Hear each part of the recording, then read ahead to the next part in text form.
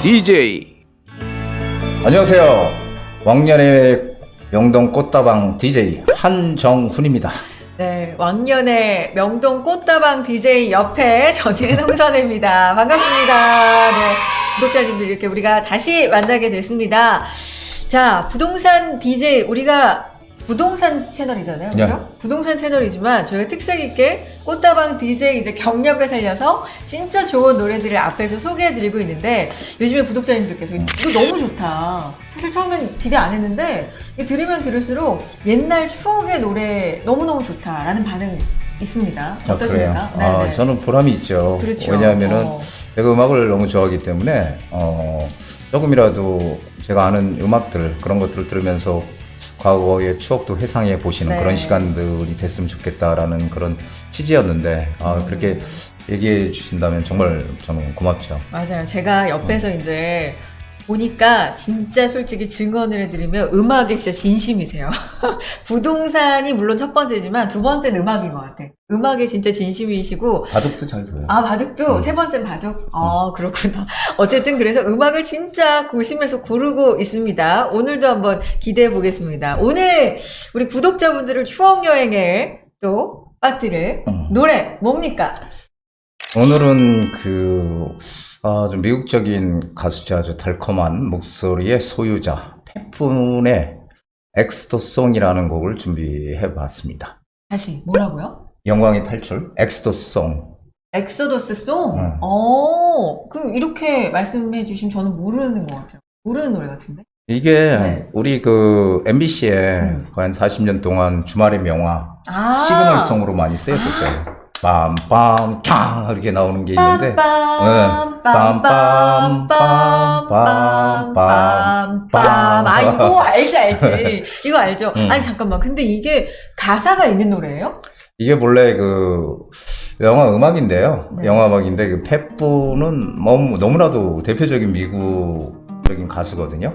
그 페푼이 이 영화를 보고 너무 감동을 받아서 가사를 직접 썼다고 해요. 그래서 노래를 불렀는데 사실은 이 영화보다도 이 노래가 상당히 더 유명합니다. 이게 이 테마곡 엑스더송이라는 곡이 빌보드 차트 14주 동안 1위를 했던 그런 아주 대단한 곡이죠. 그래서 너무너무 그리고 또 딸이 데뷔분이라고 있는데 You Light Up My Life라고 하는 빌보드 차트 1위 곡도 불렀던 부녀가 같은 노래 유명 가수입니다. 그래서 상당히 제가 좋아했던 가수인데 오늘 한번 준비를 해봤습니다. 부녀 가수구나. 네. 근데 그 아버지의 노래, 우리한테는 주말의 명화, 시그널송이라고 해야 되나요? 네, 그 그렇죠. 음악으로, 문을 여는 음악으로 익숙한 그 노래를 오늘 소개를 해 주시면서 또 빠질 수가 없죠. 한 소절 불러주셔야죠, 또. 당연하죠. 네. 제가 열심히 준비를 해서. 진짜 열심히 준비하세요. 예전에 제가 DJ 할 때는 사실은 다 이렇게 가사도 알고 했는데 시간이 많이 오래 지나다 보니까 다시 한번 또 다시 한번 또 이렇게 봐야죠, 감을. 네. 자, 그러면 이제 한번 제가 좋습니다. 불러드릴 테니까 네. 한번 들어보시면 옛날 추억이 소록소록 나실 거예요. This land is mine. God gave this land to me. This brave, this golden land to me. And when the morning sun reveals her hills and plains, I see a land where children can run free. So take my hand. 내 손을 잡고, 우리 함께 건드려 보자. 이런, 상당히, 이게 이제, 출애굽기에 엑소스라는 단어가 나오는데요. 네. 이 엑소스라는 곡이 이제 한마디로 이집트에서 모세가 유대인들을 갖다가 탈출시키는 그래서 상당히 이 노래 때문에 미국에서도 이 페푼의 노래 때문에 이스라엘 민족에 대한 어떤 친밀도 이게 그 당시에 상당히 높아졌다고 합니다. 그렇군요. 이런 또 배경 상식까지 말씀을 주셨고 듣다 보니까 뭔가 웅장한 느낌도 있는 것 같아요. 노래가. 상당히 웅장하죠. 그러니까요. 주말의 명화 생각도 나면서 저는 그걸 많이 뭐 즐겨보진 않았지만 뭔지는 알고 뭐니 해도 시그널송이 제일 유명하지 않나 그거는 생각이 들고요. 말씀해 주셨지만 이게 40년이 넘도록 주말의 명화가 방영된 프로그램이라고 하네요. 예. 그렇죠. 오늘은 그 시그널송을 소개를 해 주셨습니다. 우리 부동산 DJ도 40년까지는 아니더라도 오래오래 했으면 좋겠다. 그죠? 오래 해야죠. 그러니까 여러분의 사랑으로 저희가 오래오래 가린 채널이 되기를 바라면서 그러려면 여러분도 우리를 많이 사랑해 주셔야 되지만 저희도 여러분에게 사랑을 많이 드려야죠. 사랑의 표현 방법으로는 선물이 최고 아니겠습니까? 맞습니다. 네, 선물이 최고고 선물을 드리기 위해서 저희가 매주 노력을 하고 있다는 거 아마 알고 계실 거예요. 열심히 참여해주고 계신데 아직 모르실 분들 위해서 저희 선물 보따리가 뭐가 들었는지 짧게 소개해 주시죠. 1등 뭐 드리죠? 1등이 청소기. 청소기 맞아요. 비스포크 청소기. 첫 번째 주인공이 탄생할 날이 그렇게 오래 남지 않았습니다, 여러분. 부지런히 지금 신청해 주시면 좋을 것 같습니다. 자, 퀴즈 그래서 드려야 되는데, 요 퀴즈 나가기 전에 요것도 한번 공지를 해 드릴까요? 저희가 선물도 물론 여러분한테 사랑의 표시로 드려야 되지만, 또 뭐니 해도 부동산 채널이니까, 부동산에 대한 알짜 소식들, 알짜 정보들, 이게 또 최고 아니겠습니까? 그걸 위해서 세미나를 준비를 하고 있습니다. 자, 부동산 DJ 특별 투자 세미나가 되겠습니다. 7월 7일과 7월 14일이에요. 오후 2시로 준비가 되어 있고요. 이번에 주제가 흥미롭습니다. 재개발 소액 투자에 대한 얘기도 해드릴 거고요. 구체적으로는 개발 백화점이라고 할 수 있죠. 정말 호재 백화점이라고 할 수 있는 호재가 그만큼 많은 지역, 용산의 핵심 투자법을 알아보겠습니다. 선착순으로 진행하고 있어요. 예약해 주시면 좋을 것 같고요. 세미나 이 시간을 내가 꼭 맞출 수가 없다. 난 너무 바쁘다 하시는 분들도 분명 있으시죠. 걱정하지 마세요. 저희 여기에 상담을 자세하게 해드릴 분들이 여러분 많이 기다리고 있습니다. 그러니까 개별 상담을 또 신청해 주셔도 되겠습니다. 네이버 폼에도 자세하게 올려놓고 있고요. 여러 가지 전화 또 문자 통해서도 신청을 해 보실 수가 있겠습니다. 많이 신청해 주시기 바랍니다. 자, 세미나 안내까지 해드렸고 이제 진짜로 선물 드려야 되는 시간입니다. 퀴즈 드려야 되겠죠?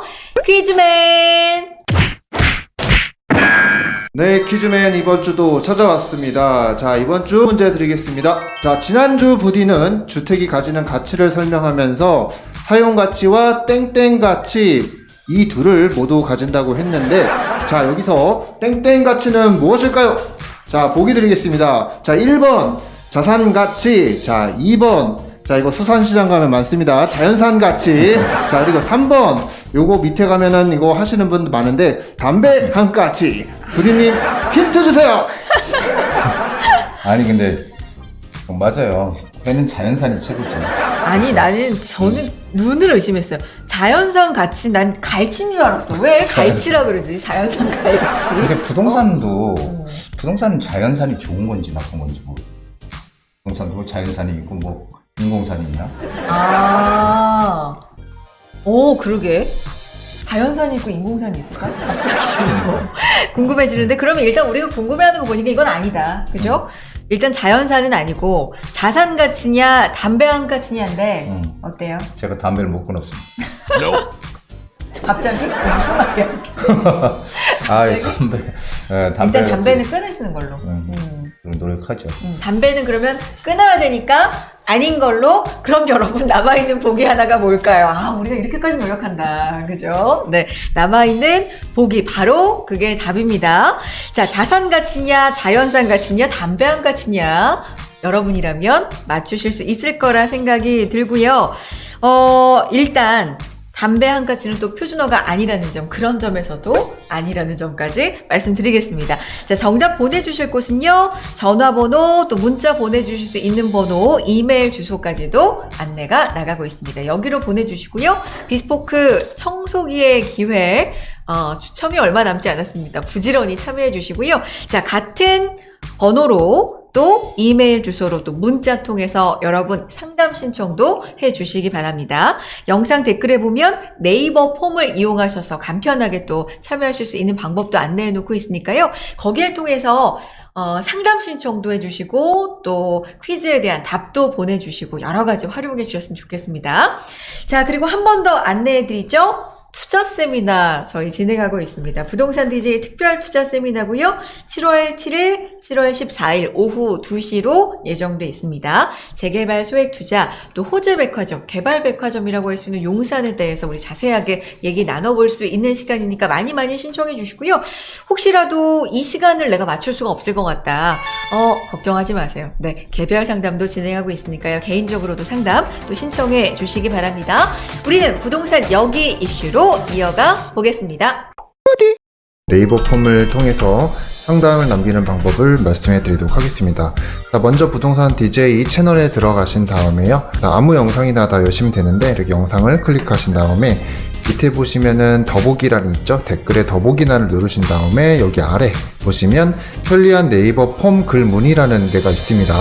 이거를 누르셔서 들어가시면 이렇게 상담을 하실 수 있는 폼이 있으시니까 여기에 전화번호를 적으시고 그리고 간단한 내용, 상담 내용을 적으시면 편하게 상담을 하실 수가 있습니다. 네, 부동산 여기 이슈 시작해 보겠습니다. 저희가 부동산 시장의 핫 이슈, 그때 가장 핫한 이슈 5개를 뽑아서 소개를 해드리고 있죠.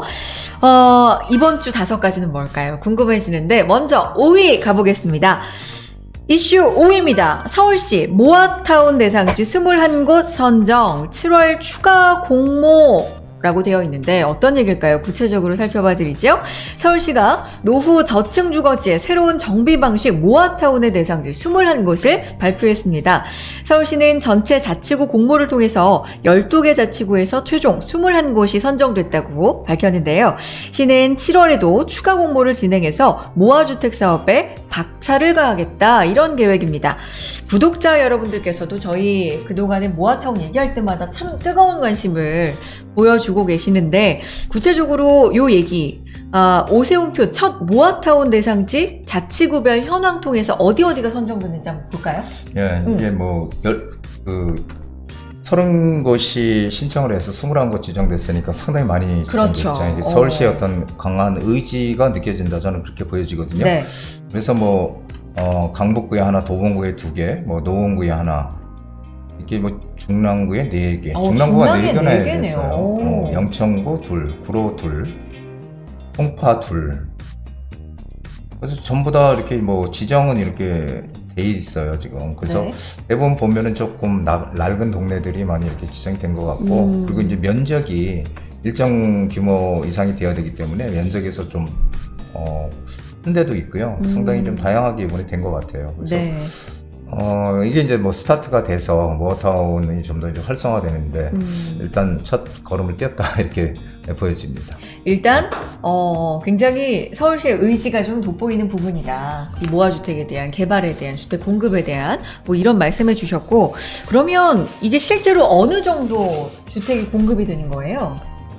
이게 지금 주택 공급은 전체적으로 한 17,000호 정도? 그리고 추가적으로 더 지정을 한다고 하는데, 그건 두고 봐야 될 것 같고요. 근데 이제 어쨌든 서울시에서 좀 강하게 추진하고 있는 게 이 모아타운, 이 모아주택이라는 것은 한마디로 좀 빨리 갈 수 있다는 거잖아요. 네. 그러다 보니까 서울시 조금 힘을 강하게 좀 쏟아서 뭔가 빨리 진행을 하려는 의지가 강하게 지금 피력이 되고 있는 게 아닌가 싶습니다.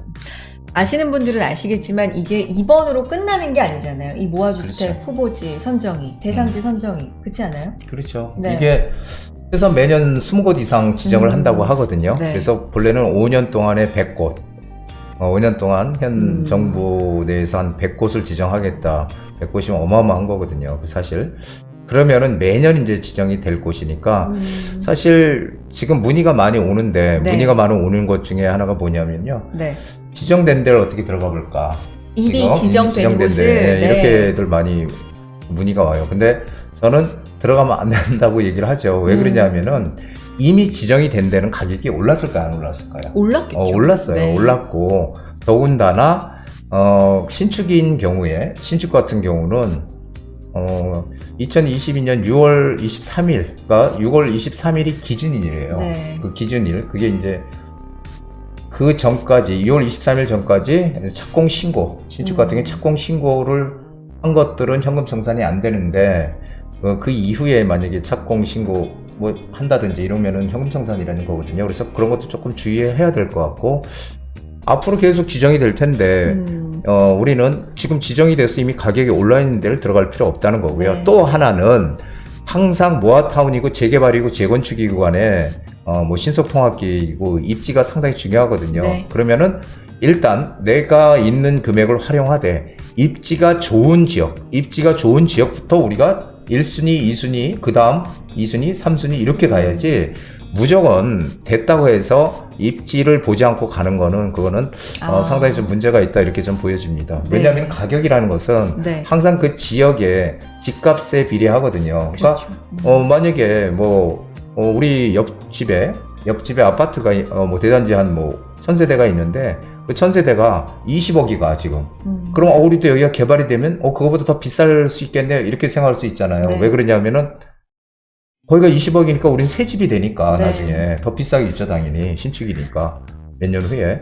자, 그렇기 때문에 그 지역이 결정하는 가격, 그 지역의 입지 가치. 그 도널드 트럼프 미국 전 대통령이 그랬잖아요. 로케이션이라고 그랬어요, 부동산은. 그 위치, 즉 입지 가치가 부동산에 가장 중요하다 이런 얘기를 했듯이 이제 우리는 지금 모아주택 계속 이제 지정을 할 거예요. 그럼 네. 거기서 중심 지역, 알짜배기에 들어가야 된다. 그것을 어떻게 찾느냐가 지금 관건이다. 이렇게 저는 생각이 돼서 앞으로 지정이 될 만한 것을 우리가 들어가야지 이미 지정된 데 들어가면 안 된다. 아하. 예, 이렇게 저는 말씀드리고 싶습니다. 그렇군요. 중요한 점을 지금 진짜 하시고 싶은 말씀은 이미 지정된 곳은 이미 올랐다. 그렇죠. 여기에 관심을 갖는 게 아니라 앞으로도 이 정도 규모가 매년 선정이 될 예정이니까 될 만한 지역으로 관심을 돌려보는 게 진짜 중요하다. 그리고 그걸 고르실 때는 입지, 알짜배기 지역을 좀 골라야 된다라는 말씀 진짜 강조를 해 주셨습니다. 짧게 선정된 이제 21곳 같은 경우는 앞으로 어떤 절차를 받게 되는 거예요? 일단은 뭐 하반기에 이제 관리 계획부터 일단 세워야 될 거고요. 네. 이제 관리 계획을 세우면서 이제 순차적으로 뭐 조합 설립도 하고 이래가지고 이제 모아타운으로 지정이 되고 이렇게 진행이 될 것 같아요. 근데 이제 아무래도 좀 더 빨리 갈 수 있다는 그런 장점이 있어서 많은 네. 분들이 관심을 가지고 있어요. 그러니까 그렇다고 하더라도 이게 결국은 주민동의 80%를 얻어야 되거든요. 네네. 동의 80%를 얻어야 가기 때문에 그 지역에 과연 잘 협조할 수 있는 그런 어떤 분위기가 형성이 되느냐 이것도 상당히 중요할 것 같아요. 만약에 지정이 되고 2년 내에 시행이 안 되면 해제되는 거거든요. 네. 해제되면 안 되잖아요. 그러니까 그런 동네의 어떤 분위기나 이런 것도 잘 보고 우리가 판단을 해야 될 것 같다 이런 생각이 듭니다.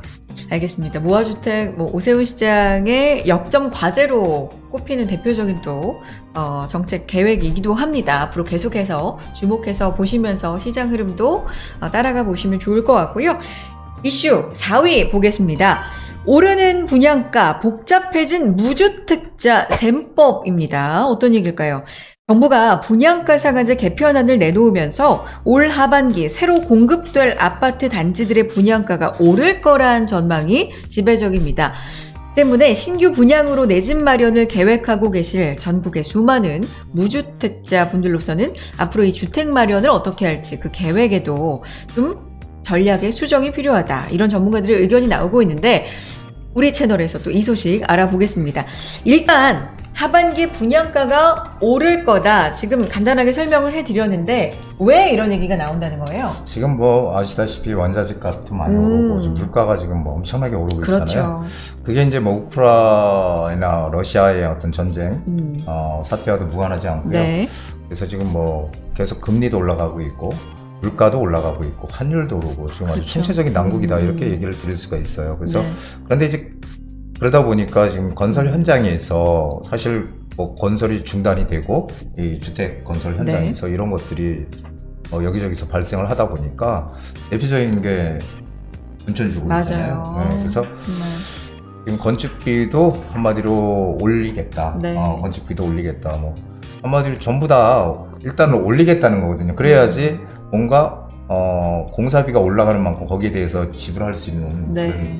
그런 게 되니까 올리게 되면 당연히 분양가도 기본 건축비 올라가면 당연히 분양가도 네. 올라가는 거겠죠.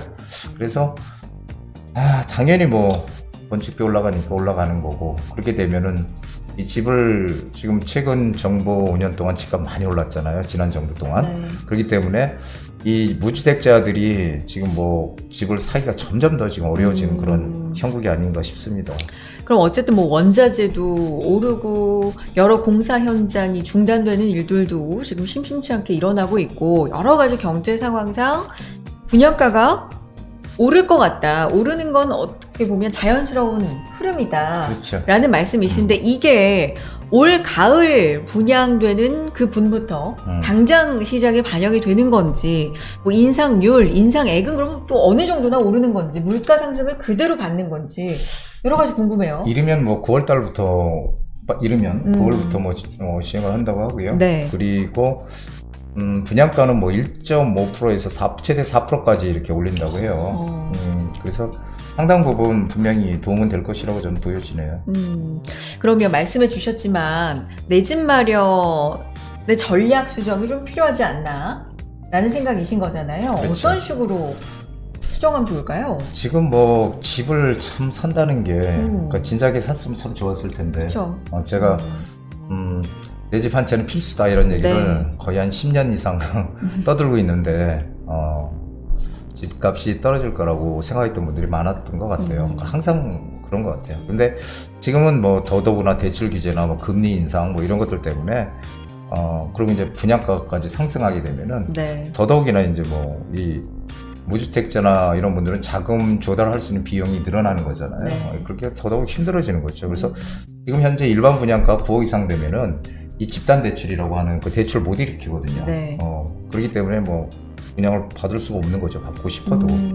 그렇게 지금 그런 큰 문제인 것 같아요. 그래서 제가 생각하는 거는 어떤 기사에 그런 게 나왔어요. 저도 조금 그렇게 갈 거라고 보여지는데 이 청약가점이 높은 무주택자들 많이 이제 부어가지고 좀 네. 액수가 많이 있는 이런 무주택자들은 아마 이 뭐 2기 신도시나 3기 신도시, 신도시 쪽으로 뭐 갈 것이다.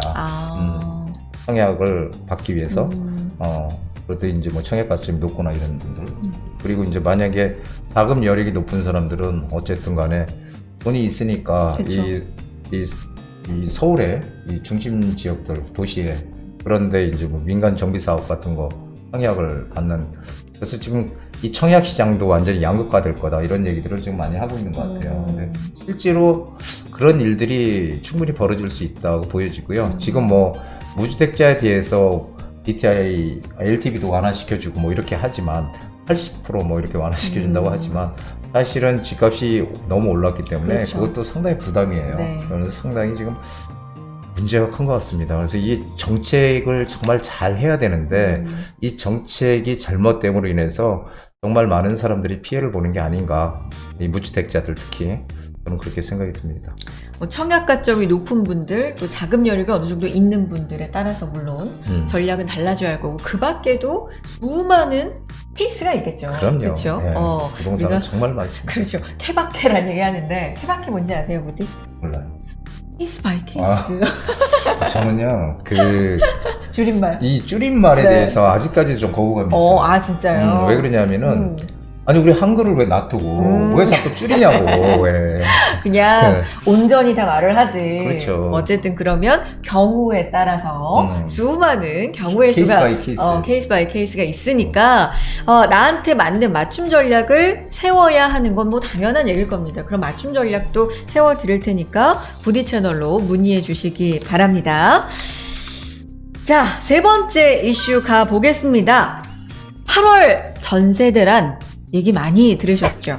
오는 걸까? 마는 걸까? 다음 이슈로 정해봤습니다. 실수요자분들도 아마 궁금해 하실 만한 소식인데, 그동안 전세 수요자를 공포에 떨게 한 이른바 8월 전세 대란 많이들 들어보셨을 얘기입니다. 그런데 8월이 가까워질수록 시장에서는 올여름 전세 대란이 생각보다 심하지 않을 것 같다. 아니면 심지어 아예 오지 않을 것 같다. 이런 예측도 나오고 있는 상황입니다.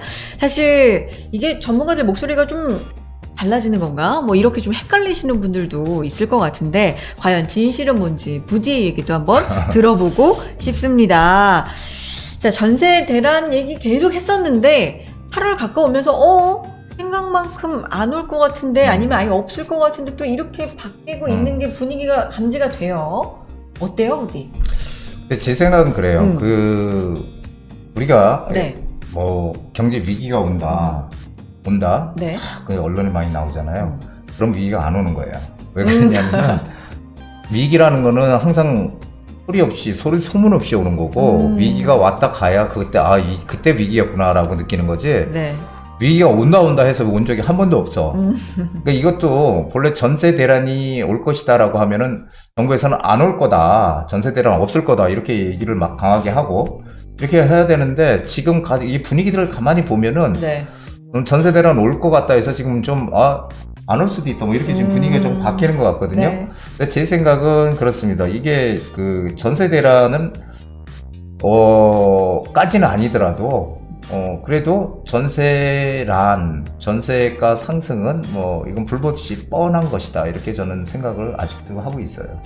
전세 대란까지는 뭐 그렇게 언론이나 전문가들이 좀 많이 얘기했던 것처럼 그렇게까지는 안 올 가능성이 있지만 전세가는 어쨌든 오를 것이다.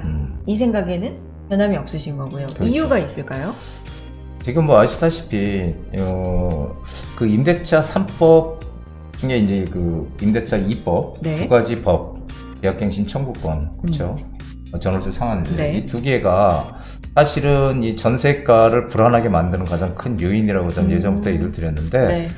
지금 아시다시피 뭐 각 신문에서 얘기했듯이 8월 달부터 그 5% 계약 기간이 끝나는 그런 매물들이 나올 것이다. 네. 그러면은 나오면은 당연히 그 전세 못 올렸으니까 올리겠죠. 그동안에 그렇죠? 못 올린 분이라든지 올리겠죠. 앞으로 못 올릴 분까지 네. 올리겠죠. 그러면은 전세가는 뭐 오르는 건 기정사실이에요. 그런데 이제 그 전세가 없을 거다 이렇게 지금 얘기하는 분들이 있거든요. 근데 그런 분들의 얘기는 1년 전보다 이제 전월세 매물이 지금 오히려 증가하고 있다. 이 물량을 데이터로 좀 나온 게 있는데 그걸 한번 보면서 좀 얘기를 나눴으면 좋겠어요. 어느 정도 전세 물량이 나오고 있어요? 근데 제가 보기는요. 네. 지금 뭐 용산, 관악, 뭐 서대문 뭐 이렇게 지금 나와 있는데 네. 동대문. 근데 저는 이 데이터가 이게 정말 정확한 데이터인지 잘 모르겠어요. 왜 그러냐면은 네. 제가 실제로 느끼는 거는 전세 물량이 없는 데들도 상당히 많거든요. 지금 이사를 가려도 전세 매물이 없고 한 데가 상당히 많아요. 근데 어떻게 이렇게 전세 매물이 늘어났다고 얘기를 할까? 그래서 저는 지역적인 그 차이가 있지 않나라는 생각을 하고 있고요. 그리고 네. 지금 아까도 말씀드렸지만 조금 전에 네. 뭐 전세가 안 올 것이다라고 얘기하는 게 이제 뭐 전월세 이렇게 늘어난다 네. 이런 것도 지금 있고요. 그리고 전세가 계속 이제 월세화 된다. 이건 뭐 예전부터 계속 말씀드렸죠. 전세가 줄어들고 월세. 그리고 그게 이제 전세자금 이유는 이제 그런 거죠. 전세자금을 우리가 대출을 받잖아요. 이자를 들어갈 때 내야죠. 이자를 내는 거 하고 네. 그리고 월세로 들어가서 월세를 주는 거 하고 월세 주는 게 더 싸다는 거예요. 지금 이자가 올라가니까. 그렇죠. 네. 이게 왜 그러냐면 계속 금리가 올라가니까. 그래서 이제 월세화가 지금 가속화된다 이렇게 지금 얘기들을 하고 있고 전세의 월세화는 점점 더 가속화될 것 같고요. 그렇다고 하더라도 네. 전세가 없어질 것 같지는 않습니다. 전세가 오히려 더 귀해지지 않을까요? 저는 그렇게 생각합니다. 물론 지역에 따라서 뭐 갭 투자를 많이 했거나 했던 지역들 이런 지역들은 물량들이 많이 나올 수 있겠지만은 역시 그렇지 않은 지역들은 사실 가격이 전세 매물이 뭐 많이 나올 것 같지는 않아요. 그래서 이건 좀 지역적인 걸 좀 봐야 될 것 같아요. 지역적 차이가 좀 크다라는 말씀이시고 전세 월세화는 지금도 빠르게 진행이 되고 있고 앞으로도 그럴 거라 예상하시지만 그만큼 그러면 거꾸로 생각해보면 전세가 좀 귀해진다는 얘기니까. 그렇죠. 그런 쪽으로. 예, 네. 그래서 지금 뭐 공급 물량도 어차피 그 매매에 대한 공급 물량도 상당히 작죠. 저는 지금 이제 문제가 뭐냐면은 거래 절벽이라는 거죠. 지금 거래가 안 된다는 거예요. 네. 이런 대출 때문에 거래가 지금 상당히 안 되고 있다.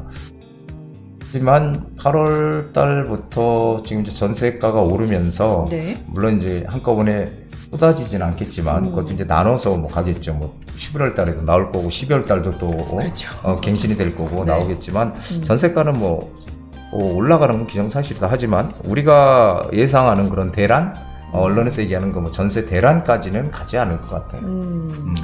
그러니까 결론은 부디 생각은 전세 대란이라는 약간 좀 말이 공포스럽고 좀 자극적이잖아요. 그렇게까지는 가지 않을 거지만 그렇다고 전세가가 안정이 된다거나 그런 것보다 전세가는 올라갈 거다. 그렇죠. 점점 이렇게 생각을 하시는 거군요. 그리고 전세 매물이 지금 자료를 보면 뭐 지난해 같은 날보다 36% 넘게 늘었다고 자료에 지금 나오고 있고요. 뭐 용산, 관악, 서대문, 동대문, 강북 이렇게 나오고 있고 지금 이건 객관적인 자료입니다. 그렇지만 이건 지역적 차이가 좀 있는 것 같다. 그렇죠. 라는 말씀이시죠. 이게 지금 왜 여기만 내놨는지 모르겠어요. 전체를 다 내놓으면 알 수 있을 텐데 네. 여기 떨어진 지역만 내놓은 게 아닌가. 좀 물량이 많아진 지역들만 내놓은 게 아닌가 싶기도 하고 잘 모르겠습니다. 저는 실제로 피부로 와서 느끼는 거는 전세 물량이 엄청 늘어났다 이렇게 전 느끼질 않거든요. 그렇군요. 네.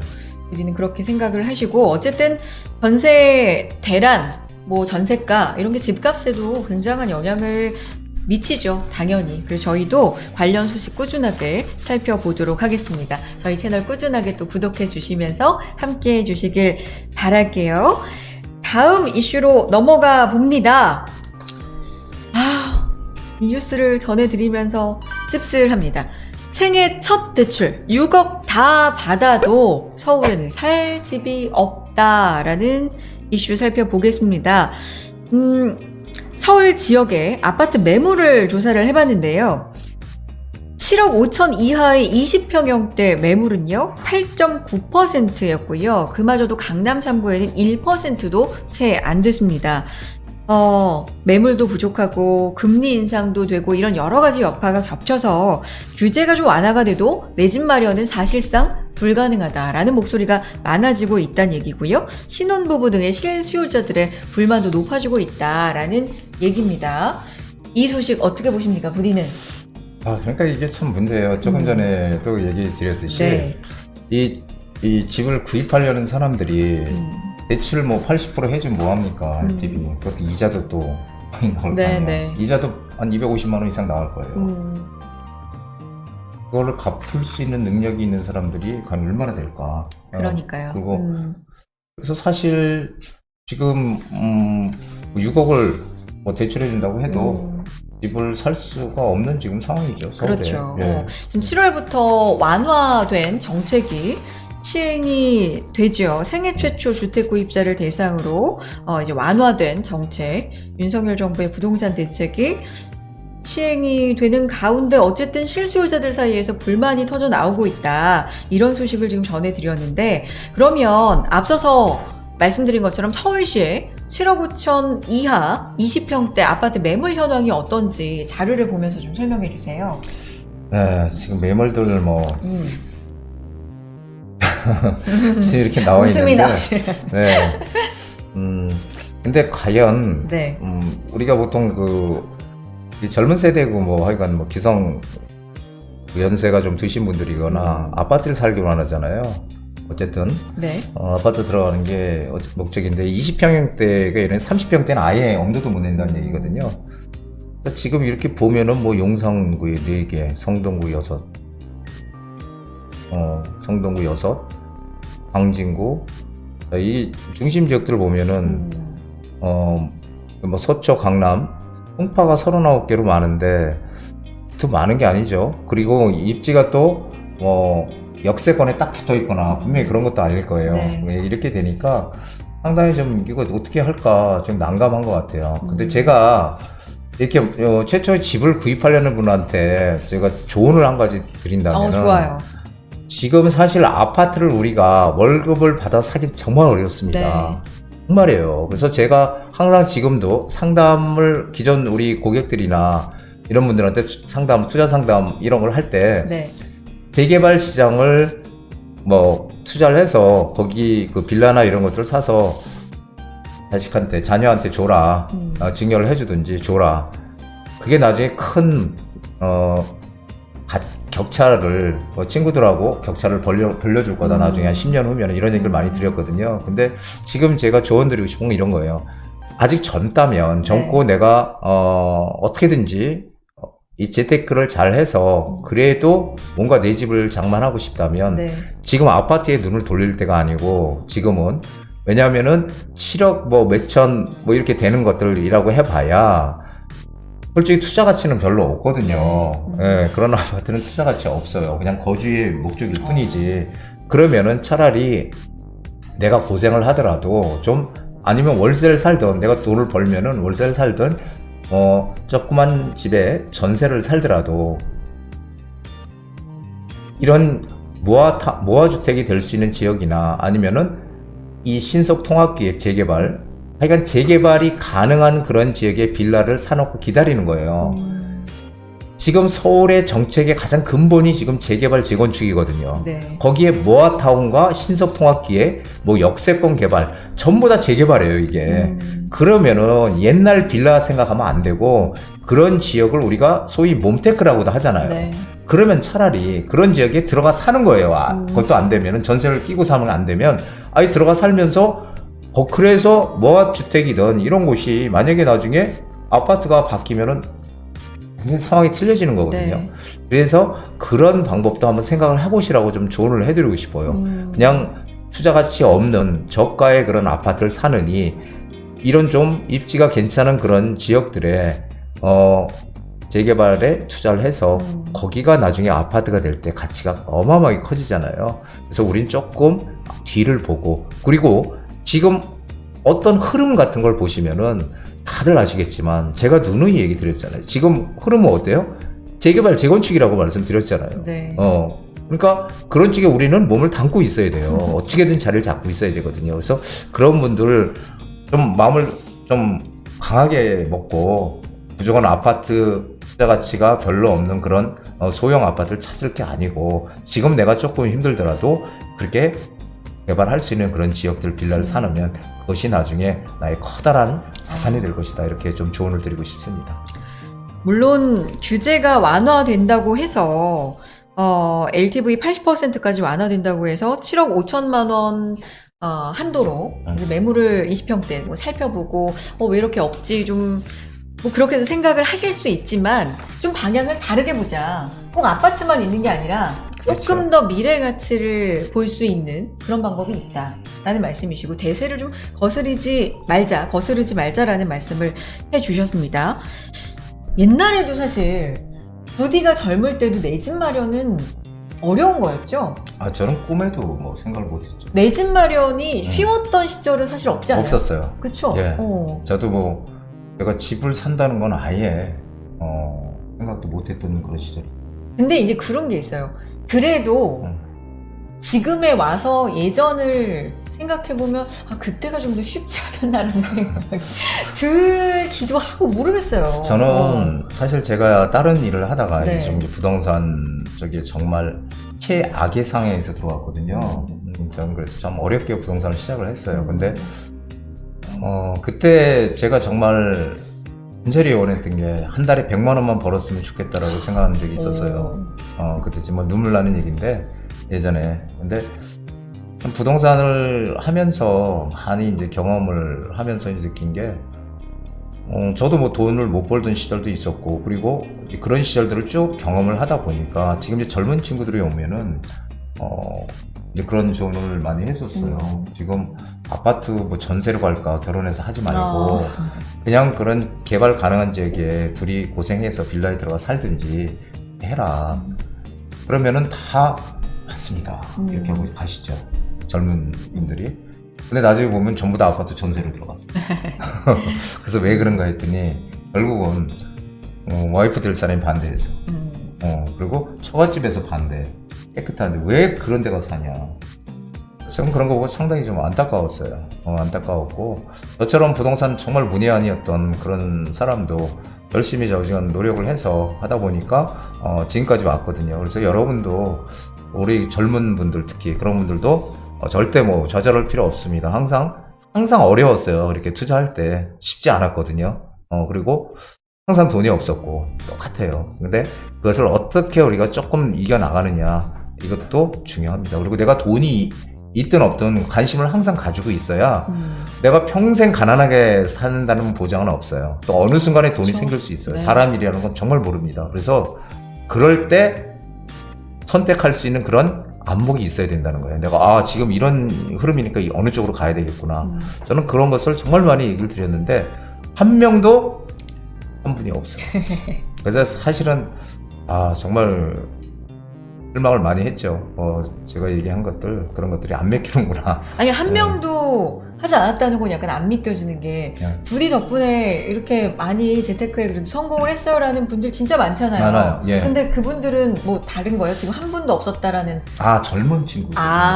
젊은 친구들. 젊은 이제 신혼부부거나 아니면 이제 결혼을 앞둔 그런 젊은 친구들은 안 하더라고요. 잘 선택을 못해. 한 명도 제 말대로 한 명도 없어요. 오, 그러면 다 이제 부디 너무 감사합니다. 이제 이런 인사 전해오시고 하는 분들은 조금 더 연배가 있으신 분들이었나 봐요. 그렇죠.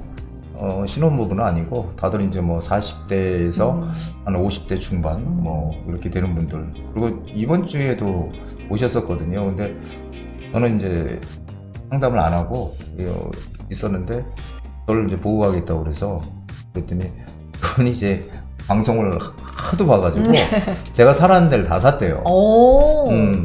뭐 자영 사동도 사고 원효로 일가도 투자하고 그래서 많이 버셨죠? 그랬더니 많이 벌었대요. 근데 아무것도 안 사왔어요. 중요한 거는 제가 이번 기회에 이제 말씀드리는데 이렇게 투자하셔가지고 이렇게 조금 이익을 좀 많이 내셨잖아요. 그럼 커피라도 좀 제발 좀 사오시면 제가 고맙게 잘 먹겠습니다. 아니 뭐 네. 많은 걸 바라시는 게 아니라 그죠? 커피 한 잔 뭐 정으로 그럼 너무 좋겠다라는 말씀을 해주신 건데 왜 이렇게 웃기죠? 알겠습니다. 그래서 어쨌든 신혼부부들 조금 젊은 층 중에서도 이렇게 나중에 부디 너무 감사해요 그렇게 말씀대로 했더니 너무 좋았어요 라는 케이스가 좀 나왔으면 좋겠다 라는 바람이신 거고요. 네, 알겠습니다. 자, 대망의 1위 이슈 볼까요? 다음 이슈 살펴보겠습니다. 정부 부동산 규제 지역 해제 나선다. 오늘의 1위로 꼽아봤습니다. 정부의 부동산 규제 지역 해제 관련 소식인데 아마 이 방송 보실 때쯤이면 아마 발표가 됐을 것도 같은데 국토부가요. 새 정부의 첫 번째 주거정책 심의위를 열고 규제적 해제 여부를 검토하기로 했다는 얘기입니다.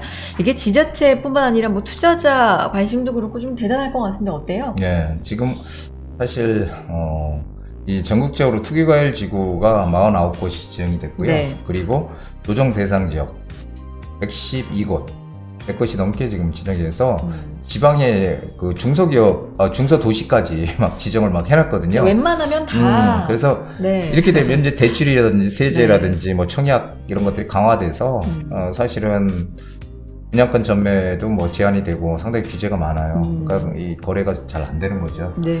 그래서 이런 것들을 지금 이제 막 지자체에서 풀어달라고 계속 얘기하고 있는 상황이고요. 요구한 지역도 꽤 많잖아요. 네, 많죠. 네. 그래서 지금 보면은 뭐 대구, 세종, 전주, 여수, 천안, 김포, 양주, 파주, 뭐 울산, 동두천, 광주, 포항, 순천, 광양 정말 많습니다.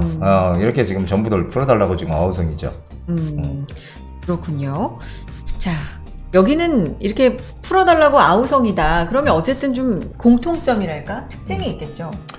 당연히 이제 뭐 공급이 많은 지역들이고요. 그리고 공급이 많다는 의미는 미분양이 많이 늘어나는 지역이다. 지금 네, 그런 것이죠. 그래서 이런 미분양이 많이 늘어나면 어떻게 됩니까? 집값이 오를 수가 없잖아요. 그렇죠. 집값이 공급이 많고 뭐 미분양이 2억이 많은데. 떨어지고 네. 대구 같은 경우 지금 상당히 지금 문제가 많습니다. 그래서 이런 것들이 이제 좀 공통점이라고 보여져요. 부동산 시장에 그런 얘기 있잖아요. 공급이 이기는 장사 없다. 그럼요. 그렇죠. 공급이 항상 장사 없죠. 오를 때도 내릴 때도 보면은 공급이 정말 주된 이슈인 것 같다는 부동산은 생각이 수요 듭니다. 공급인 것 같아요. 그렇죠. 경제니까 기본이니까요. 그렇죠. 그러면 해제 지역들 앞으로 어떤 변화가 예상될까요? 이 지역들이 뭐 수도권 같은 경우는 사실은 지금 뭐 여기 제가 말씀드렸지만은 네. 뭐 김포, 음. 뭐 그다음에 뭐 동두천 이런 데부터 해서 양주, 파주 뭐 이렇게 수도권이잖아요. 근데 이 수도권은 아무래도 수도권 서울 경기인데 이런 수도권은 조금 그 풍선 효과나 이런 것들이 생길 가능성이 크다. 왜냐하면은 지금 막 거래가 안 되는데 풀어져 버리면 그쪽으로 막 쏠려갈 수 있잖아요. 근데 지방시장 같은 경우는 좀 풀어줘도 지방은 워낙 지금 많이 공급도 많고 좀 침체 상황이니까 예전에도 규제가 이렇게 전부 묶이잖아요. 네. 그러면은 순서가 지방 풀고요. 지방 풀고 광역시까지 푼 다음에 경기도 풀고 그다음에 차례로. 서울 풀고 서울에서 강남 3구를 마지막으로 풀었어요. 항상. 이번에도 아마 그렇게 될 것 같아요. 그래서 이 가장 지금 심각하다고 하는 대구나 세종시. 대구는 지금 난리거든요, 사실. 그래서 대구, 세종시 같은 데는 풀어줘야 될 것 같이 보여져요, 저도. 너무 지금 뭐 가격도 많이 떨어지고 공급도 너무 많고 계속적인 공급이 지금 들어오고 있기 때문에. 네. 그래서 그런 지역들은 좀 풀어줘야 될 것 같고요. 그리고 지방시장 위주로 조금 풀어주지 않을까. 그리고 이 수도권은 좀 풀어주기가 어렵지 않을까. 지방시장을 좀 보면서 아마 좀 성을 봐가면서 뭔가 또 완화시킬 지역들을 좀 나중에 생각하지 네. 않을까 싶어요.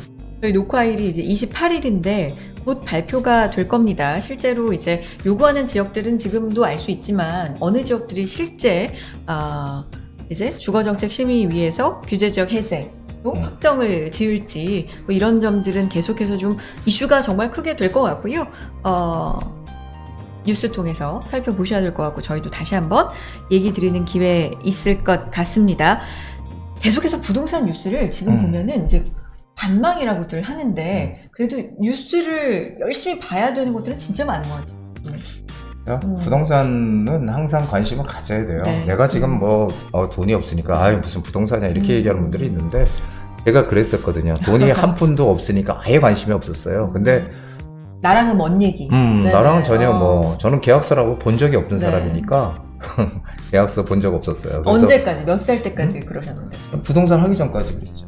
그럼 저는 꽤 부동산 하기 전까지도 네. 부동산이 뭔지도 몰랐고요. 그래서 전 계약서도 모르던 사람이 지금 이렇게 부동산을 하고 있습니다. 근데 제가 그 후배들한테 항상 하는 얘기가 이쪽에 일하는 후배들한테 하는 얘기가 그거예요. 내가 관심이 없고 정말 그렇게 되면은 내가 어느 순간에 돈이 생겼다. 그러면은 이걸 어떻게 뭘 해야 될지 몰라요. 네. 제가 그랬거든요. 제가 돈 없다가 나중에 저희 어머니가 한 1억 8천 정도를 저한테 이렇게 그때 어마어마하게 큰 돈이었어요. 이거 가지고 뭐 장사를 하든 뭘 좀 해봐라. 딱 그랬는데 딱 생각나는 게 있었어요. 라이브 카페나 해볼까. 노래 좋아하시고. 그래서 라이브 카페 했으면 저는 망한 거예요. 안 했길 망정이지. 아니 뭐 그래서, 잘하셨을 수도 있죠. 아니, 제가 망했을 보기에는 것 같아요? 10분 팔고 망했을 거예요.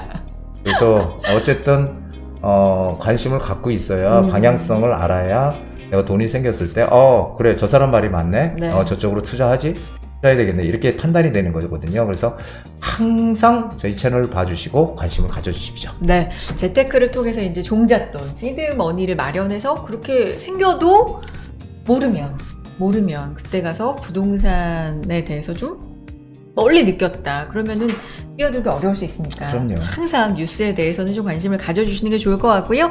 부동산에 이미 관심이 있으신 분들 또 새롭게 진입하시는 분들 항상 저희 채널과 함께 해주시기 바랍니다. 자, 궁금하신 사항 그리고 개인적인 상담을 받고 싶다. 전화 주시고 문자 남겨주시고요. 이메일도 보내주시면 되겠습니다. 부디의 부동산 고민 타파로 이어가 보겠습니다. 차라리 내 집 샀어 편하게 살자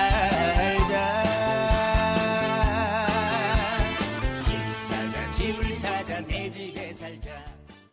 네, 부디의 부동산 고민 타파 시작해 보겠습니다. 자, 이쯤에서 부디 채널 저희 좋아요, 구독도 한번 눌러주시면서 고민타파까지 이어가 보시죠.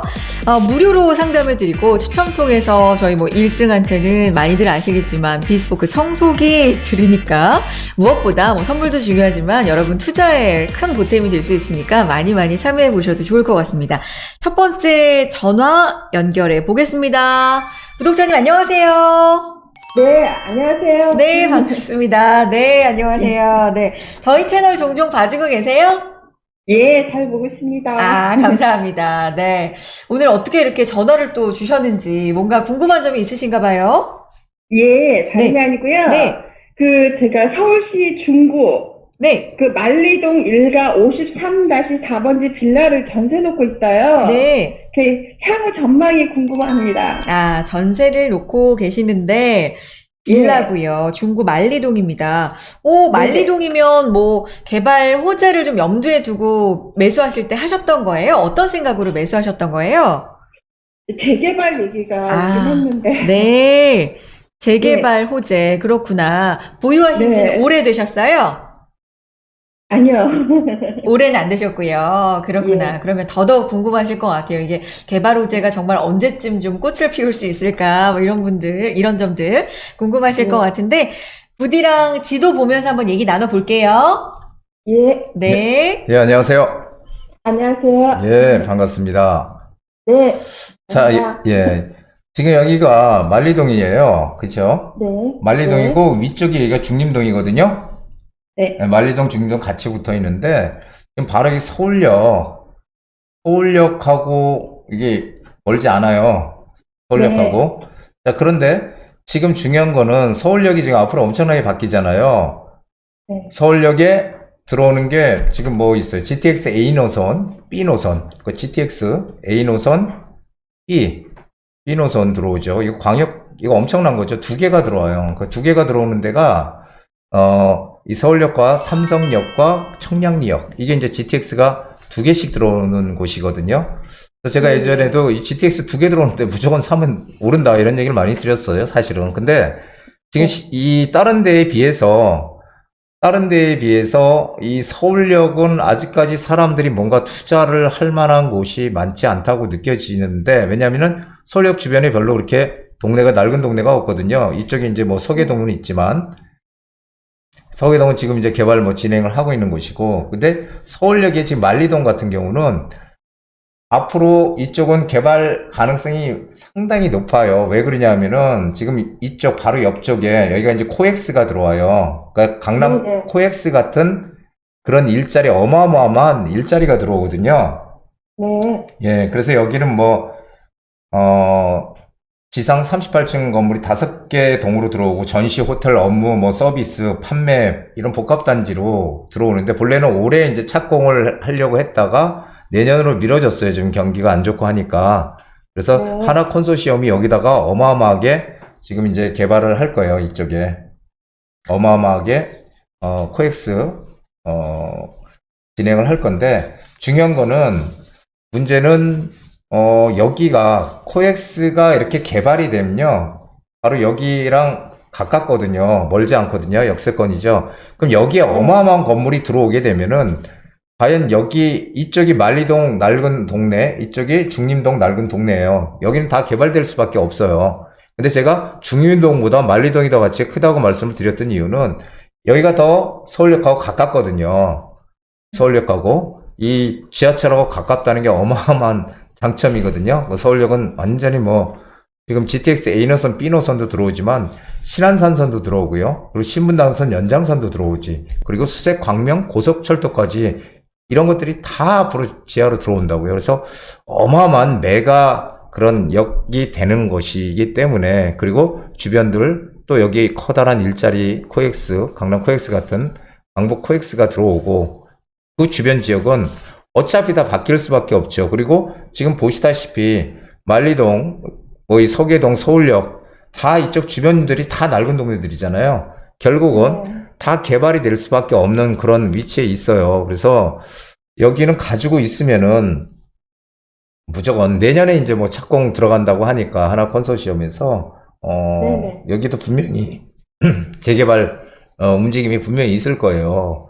그리고 지금은 또 이쪽이 유리한 게 이 역세권에 붙어 있기 때문에 역세권 개발 가능성도 있고요. 그리고 소규모 개발, 즉 모아타운이라든지 이런 소규모로 또 개발할 수 있는 가능성도 충분히 있거든요. 그래서 여기는 아마 황금 땅이 될 것이다. 예, 금싸라기 땅이 될 것이다. 저는 그렇게 생각을 합니다. 그래서 이쪽은 무조건 가지고 있는 게 좋다. 근데 항상 말씀드리지만은 이쪽에 아파트들도 주변에 있고요. 근데 규모가 크지 않은 아파트도 비싸거든요. 그래서 만리동 같은 경우는 뭐 이렇게 대규모로 크게 개발이 되는 곳은 아니지만 그렇다고 하더라도 소규모로 개발을 해서 아파트가 몇 동이 들어오더라도 거기는 완전히 바로 이 커다란 코엑스몰 바로 옆에 삼성동에 코엑스 들어왔잖아요. 네. 강남에. 그 주변에 집값 다 비싸잖아요. 그래서 여기도 이제 그렇게 될 수 있는 금싸라기 땅이기 때문에 여기는 무조건 가지고 있어야 됩니다. 그러니까 조금 더 보유하시게 되면은 좋은 소식이 아마 들릴 거라고 생각이 돼서요. 여기는 정말 괜찮은 곳이다 이렇게 정리를 해드릴게요. 아, 네. 아이, 구독자님. 네, 네. 아니, 아주 네. 조용조용 저희랑 통화하고 대화하시다가, 뭐, 네. 황금 땅 이런 얘기 나오니까 웃음이 막 새어나와요. 정신이 하나도 없네요. 아, 진짜. 너무 기분 좋으시죠? 네, 감사합니다. 아, 근데 네, 고맙습니다. 우리 부디가 또 안 좋다고 얘기할 땐 또 가차없이 얘기하는데 진짜 좋은가 봐요. 이렇게 좋게 말씀해 주시네요. 예, 계속 갖고 있겠습니다. 네, 가지고 있으면은 아마 조만간 좋은 소식 나올 거예요. 네네. 궁금하신 점도 연락 주시고요. 고맙습니다. 감사합니다. 네. 고맙습니다. 계속 보유하시면서 또 어떤 뉴스들 나오고 호재 나올 때마다 연락 주시면 좋을 것 같고요. 이렇게 기분 좋아하시는 분들 보면 기분 너무 좋은데 그렇다고 그렇죠. 기분 좋으시라고 또 좋은 얘기만 할 수도 없고 팩트를 그게 문제예요. 그렇죠. 또 생각하시는 바 그대로를 말씀을 해주셔야 됩니다. 자, 다음 우리 구독자님은 장문의 글을 보내주셔서 요약해서 제가 한번 소개를 해드리겠습니다. 안녕하세요. 한국경제TV 출연하실 때 부디님의 코칭 아래 4년 전 집을 산 사람입니다. 지금은 강동구 강일 리버파크 8단지에 거주하고 있는데 저희 아파트가 주변 상일동이나 미사지구에 비해 가격이 잘 오르지 않는 것 같아서 전망이 궁금한데요. 그리고 한 가지 더 여쭙자면 제 동생이 최근에 성북구 상월곡동 빌라를 사는데요. 여기도 재개발이 가능한지 알고 싶습니다.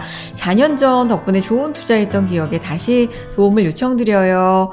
이런 사연을 보내주셨는데 4년 전에 부디가 또 조언을 잘 해주셔서 자, 이게 강일 리버파크 8단지. 강일 리버파크 8단지에 거주를 예. 하시는데 아주 그거가 되게 좋은 것 같습니다. 그렇구나. 네. 네. 주변 상일이나 미사에 비해서 가격이 잘 안 오른다. 이런 점이 지금 고민이신 것 같거든요. 일단 진짜로 상승이 둔한 건 맞아요? 좀 아쉬우신 것 같은데 왜 그럴까요? 근데 여기가 글쎄요. 제가 판단하기는 네. 얘기도 지금 안 오른 게 아니고 많이 올랐거든요. 많이 음. 올랐어요. 물론 이제 강일역하고 조금 거리가 있죠. 네. 많이 올랐는데 지금 항상 그런 얘기 많이 하세요. 이 아파트는 2009년도인가 8년도 요때 지어진 아파트거든요. 네. 그렇기 때문에 조금 연식이 됐잖아요. 음.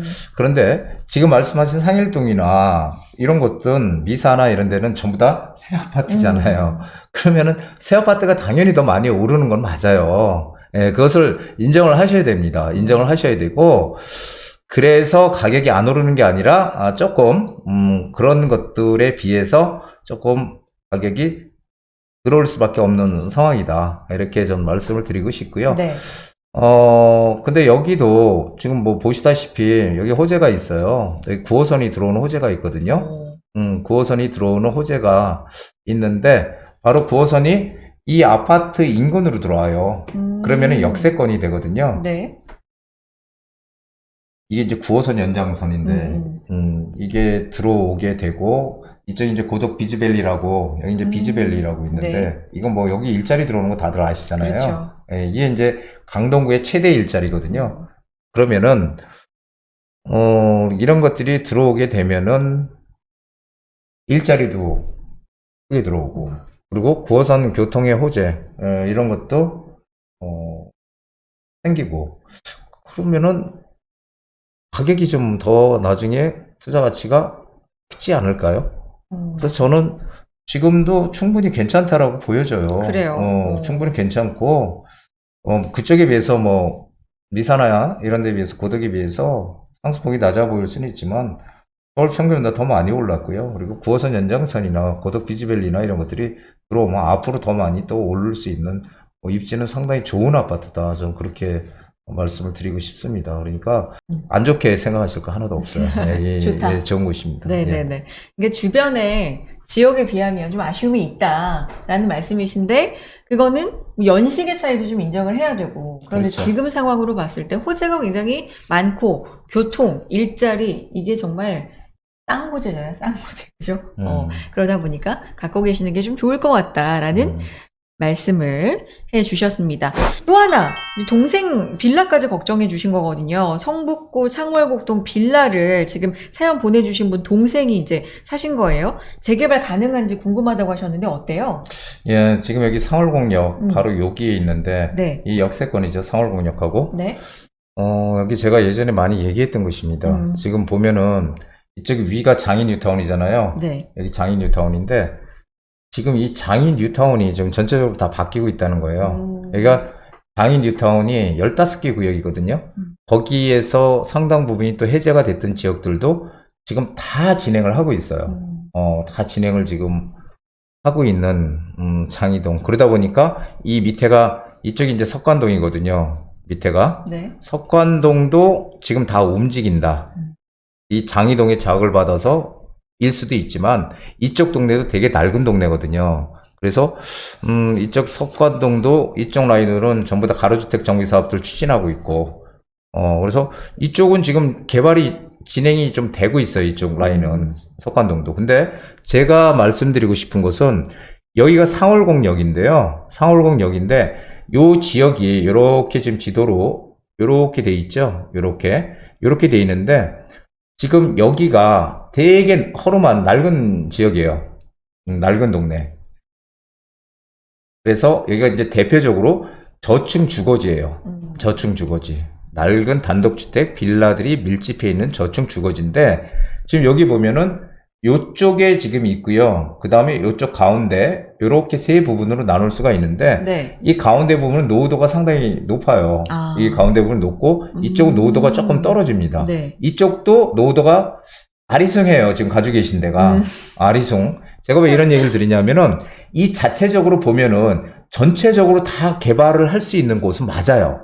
그런데 우리가 재개발을 할 때 다 같이 할 수도 있지만 뺄 수 있거든요. 빼고 따로따로 갈 수도 있어요. 그래서 지금 가지고 계신 요쪽 라인은 요쪽 라인대로 따로 갈 수 있고요. 이쪽이 가장 노후도가 높고 이쪽은 노후도가 떨어진다. 그래서 사실 이쪽으로 들어왔으면 더 좋은데, 이쪽 라인으로 가운데로, 이쪽은 이쪽도 결국은 뭐 노후도나 이런 것들이 좀 아리송해요. 그러니까 노후도 조금 맞을 수도 있고 틀릴 수도 있고. 근데 여기에 장점 뭐냐면은 이 상월공역이 바로 있기 때문에 역세권 개발이라는 걸 할 수 있죠. 바로 여기에 붙어 있어요. 역세권 개발도 할 수 있고요. 그리고 또 하나는 이 소규모 정비 사업으로 개발할 수도 있어요. 왜냐면 저층 낡은 저층 주거지기 때문에.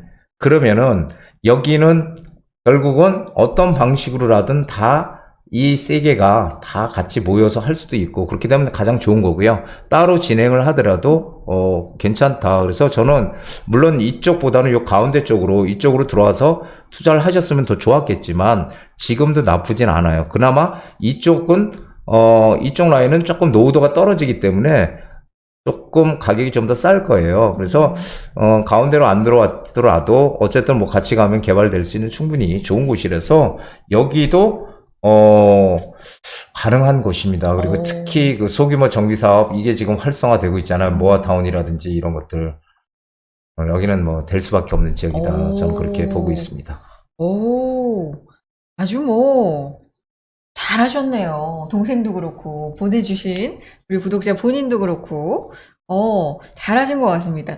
4년 전 부디 덕분에 좋은 투자했던 기억에 다시 도움 요청드린다고 했는데 부디 도움을 이번에도 또 받으시면 좋겠네요. 네. 좋은 그러니까- 결과 있으셨으면. 근데 제가 여태까지 사실 네. 2014년부터 얘기 드렸지만 우리 여기 지방에서 많이들 오시지만 그동안에 제가 했던 얘기가 다 맞더라 이런 얘기들 네. 참 많이 하세요. 그거는 제가 뭐 점쟁이라서 맞춘 게 아니고 시장의 흐름을 보고 이렇게 네. 갈 것 같다는 얘기를 제가 드린 거거든요. 그래서 제 말을 믿고 이렇게 투자했던 분들이 요즘 들어서 뭐 자양동에 투자했던 분들이나 이런 분들이 고맙다는 얘기는 하시는 분들이 있거든요. 많이는 아니지만. 네.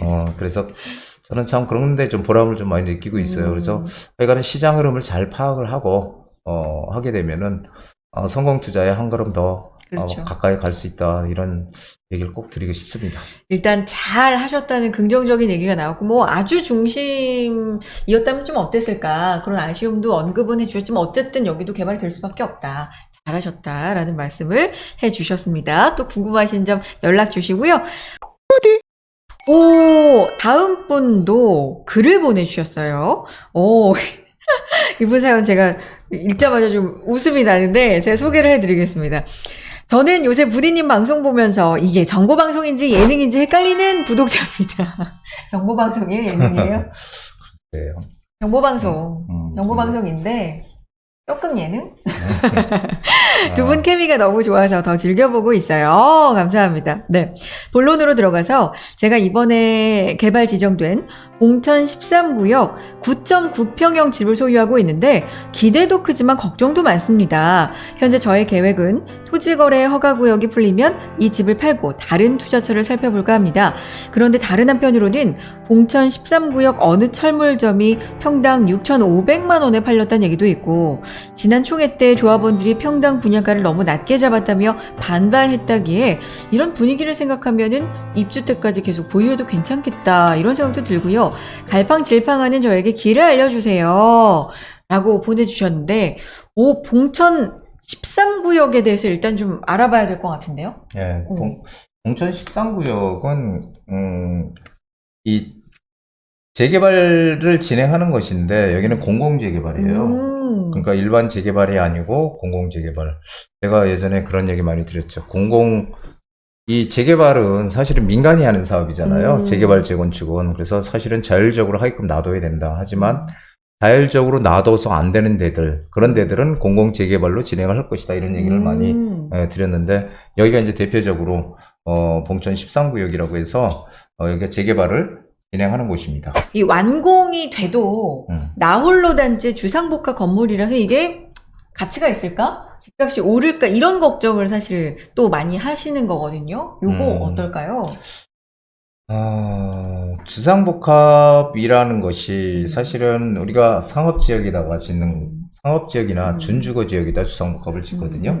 그러니까 어떤 분들은 이제 부동산 잘 모르시는 분들은 주거지역에도 막 주상복합 막 지을 수 있는 줄 아는데 주상복합이 들어온다는 의미는 준주거지역 아니면은 상업지역이에요. 그래서 제가 보기에는 여기는 준주거지역이나 상업지역 둘 중에 하나입니다. 네. 예, 그래서 이 봉천 13구역은 여기가 이렇게 돼 있는데 여기가 사실은 봉천역도 가깝잖아요. 완전 네. 초역세권에 위치해 있는 입지는 상당히 괜찮은 곳이에요. 사실 보면은 입지는 괜찮은 곳인데 이게 이제 주상복합으로 지어진다는 거잖아요. 그렇죠? 그렇죠. 주상복합으로 제가 알기는 한 400세대가 넘게 지어지는 걸로 알고 있거든요. 그럼 400세대 넘게 지어지면은 이게 주상복합이라지만 이게 무슨 나홀로 아파트나 이런 건 아니거든요. 그렇죠. 그리고 또 이 서울대역에 여기 조금 물론 거리는 조금 있다고 하지만 그래도 뭐 서울대역에 이쪽에 이제 서부선 들어오잖아요. 네. 서부선. 이것도 영향이 있지 않냐 이렇게 얘기하는 분들이 있는데 사실 서부선이 들어오려면 아직도 멀었어요. 이거 지금 한 2029년, 2030년 예정. 그리고 아직 착공도 안 했거든요. 2024년 뭐 착공 예정이라고는 하는데 아직 착공도 안 한 거를 지금 우리가 뭐 기다리고 있을 그런 이유는 없을 것 같아요. 이게 뭐 세전역에서 서울대 입구까지 가는 그런 이제 노선이거든요. 그래서 사실은 이 지하철 이제 뭐 한번 제가 나중에 한번 정리를 해서 이 부디 한수에서 한번 다시 한번 얘기를 드리려고 하는데 지하철이 중요한 거는 이것이 어디로 들어가느냐가 중요해요. 어디로 들어가느냐. 즉 우리가 보통 강남 접근성 얘기 많이 하거든요. 그럼 강남 접근성이 좋은 노선이 무슨 노선이에요? 2호선, 9호선, 7호선, 3호선, 신분당선 이런 것들이잖아요. 네. 그럼 강남 접근성이 왜 중요해요? 강남에 일자리가 가장 많다는 거죠. 강남, 서초, 송파에 일자리가 140만 명이에요.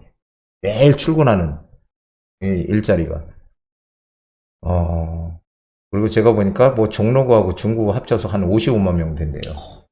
그러니까 일자리들이 상당히 중심이거든요. 이게 네. 강남 3구가. 그래서 그렇듯이 근데 지금 이 서부선 같은 경우는 일자리를 지나가는 곳은 아니거든요. 그렇죠. 그래서 시간도 많이 필요하고, 그래서 이것은 뭐 이렇게 크게, 어떤 영향을 크게 끼칠 거다, 이렇게 보지는 않아요. 물론, 네. 생기는 거는 분명히, 네. 예, 호재는 호재죠. 서울대역이 생기는데, 바로, 신림선 생기면 호재는 분명히 호재지만, 이게 뭐 엄청난 그런, 아직도 멀었고, 엄청난 호재는 아니다. 근데, 그리고, 뭐, 이게 주상복합이든 어떻든 간에, 이 세대수가 400세대가 넘게 나오거든요. 그러면 이거는, 그래도 가치가 있어요. 주상복합이 나쁜 거 절대 아닙니다.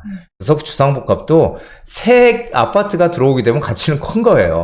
단지 주상복합의 문제점은 이것이 오래돼서 노후가 자꾸 막 되잖아요. 그러면은 주상복합은 여태까지 우리나라 이 건설 역사상 아직까지 주상복합은 재건축이나 이런 게 된 사례가 없어. 주상복합은 재건축하기가 어려운 아파트예요. 그래서 이제 그것이 오래돼서 노후가 됐을 때 문제가 되는 거지, 이렇게 역세권에 위치해 있는 주상복합들은 가치는 좀 더 커질 가능성이 커요. 그래서 저는 매도를 하실 때 하시더라도, 지금 뭐 여기는 공공으로 가니까 이미 토지거래 허가가 다 묶여 있고, 어차피 매도는 못 하지만, 매도를 하시더라도 이것이 진행이 되는, 지금 뭐 조합 설립은 된 걸로 알고 있거든요. 그래서 진행되는 상황을 봐가면서 추후에 팔지 말지를 결정해도 늦지 않다. 하지만 저는 충분히 가치는 충분하다. 이렇게 저는 보고 있습니다. 가치는 충분하다. 일단 지금은 보유. 그렇죠. 입장이시고요. 추후에 또 살펴보시면 좋을 것 같고, 길게 이렇게 보내주셔서 저희가 살펴봤는데, 이렇게 혼자 고민하지 마시고요. 궁금한 점 생기실 때마다 또 문의 주시기 바랍니다. 지금까지 부디의 부동산 고민 타파 함께 했습니다.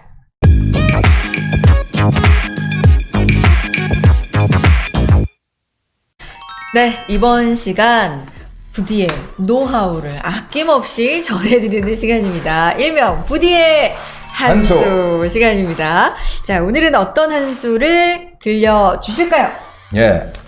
지금 요즘 들어서 소위 이제 하락론자라고 해요. 저는 이제 하락이라고 얘기하는데, 이 하락이들이 집값 하락해서 이제 공포 조장을 지금 많이 하고 있는 것 같아서, 그 진실이 뭔가, 한번 밝혀보는 시간 준비했습니다. 요즘 곳곳에서 뭐 집값이 떨어진다, 완전히 하락장에 이제 거의 초입이다, 뭐 이런 얘기가 들리기는 해요. 이제 고장난 시계들이 다시 등장하는 거죠. 고장난 시계도 하루에 2번은 맞으니까 언젠가 맞을 거다라고 나오는 거죠. 근데 이 하락설이 왜 요즘에 부각이 되고 있는 거예요? 지금 이제 그런 것 같아요. 항상 경기가 좋을 땐 그 사람들이 안 나타나죠.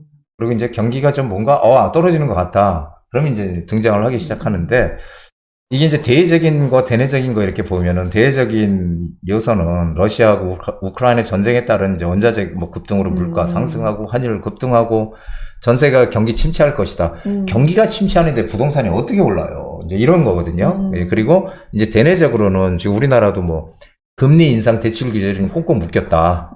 금리 인상과 대출 규제로. 그래서 거래 절벽 현상을 나타내고 가격도 보니까 막 떨어진다더라. 이런 두 가지 요소로 이 사람들이 얘기하는 게 그거죠. 지난 5년 동안 올라도 너무 많이 올랐다. 그러니까 이제는 하락 국면으로 들어갈 거다. 그러니까 기다려라. 지금 집을 살려고 생각하는 사람들 기다려라. 집 사지 말고 기다리세요. 이렇게 지금 얘기하죠. 없지 않잖아요. 이렇게 들으면 그래도 일리 있어 보이는데 이게. 그러니까 이제 그게 고장난 시기죠. 그러니까 언젠가는 맞을 걸 기대하고 얘기하는 거 아닐까요? 언젠가? 근데 여기에 이제 부디의 팩트를 말씀해 주신다는 거잖아요. 그렇죠. 그게 뭐예요? 팩트는 결정적인 거는요, 집값이 하락하는 게 아니고 지역적으로 차별화가 심해지는 거다. 저는 이렇게 얘기를 드리고 싶어요. 제가 예전에도 말했지만, 지난 정부에 이제 이 공급 없는 무차별적인 규제, 다주택자가 이제 투기의 온상, 투기권, 이런 것들 때문에 이제 이 규제 때문에 집값이 큰 폭으로 상승하니까 사실은 더 이상 기다리다가는 이제 투자 못하겠다 싶은 이 2030 세대가 부동산 시장에 뛰어들어서 사실은 전국적으로 집값이 오르는 그 큰 기폭제 역할을 한 거예요. 집값 상승이 큰 역할을 했죠. 그런데 이제 이분들이 투자한 게 그거잖아요. 매매가 대비해서 전세가 비율이 높은 곳. 그래서 실제로 내가 들어가는 투자금이 작은 곳. 네. 이런 것들을 샀단 말이에요. 그런 건 중심 지역일 수가 없잖아요. 다 외곽 지역이거나 이런 쪽에다가 투자금이 작게 들어가는 곳 사기 시작했죠.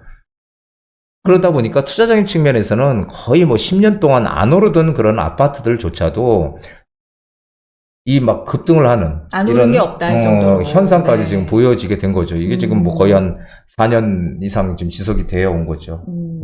그러면 이제 말씀하고 싶은 요지는 하락장이 시작되는 게 아니라 지역적 차별화가 커질 것이다. 점점 커질 것이다. 그렇죠. 네. 이게 지금 현 정부에서는 규제를 푼다고 얘기를 하잖아요. 그렇지만 지금 뭐 많은 것들이 국회에서 국회의원들이 이렇게 표결을 통해서 결정을 해야 되는 국회 동의를 얻는 것들이 많아서 이런 것들은 조금 이제 뭐 시간이 좀 걸릴 거다라는 생각이 들어요. 지난 정부 규제가 좀 풀리려면 다.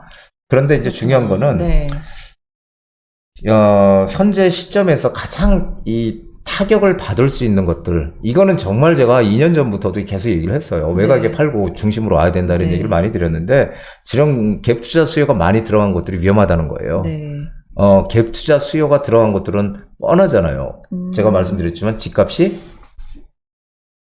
비싸지 않고, 그리고 전세가 비율이 높은 곳. 네. 그래서 실제 투자금이 작게 들어가는 곳. 이런 것들을 투자했는데, 그런 것들이 지금 위험해질 것 같아요. 이게 뭐, 서울의 외곽, 그리고 이 경기도권의 외곽, 그 다음에 지방시장, 지방도 광역시를 뺀 그런 나머지 지방시장들, 이런 쪽이 지금 좀 위험하지,